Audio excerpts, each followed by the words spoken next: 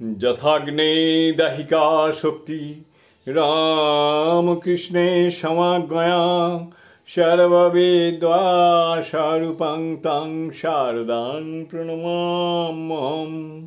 শতরূপে সারদা বই থেকে পাঠ। বিষয় পঞ্চপ্রদীপে মাতৃদর্শন। তৃতীয় পঞ্চপ্রদীপে মাতৃদর্শন স্বামী বিশুদ্ধানন্দ অমিয় কুমার বন্দ্যোপাধ্যায়ের রচনা। পরবর্তী অংশ।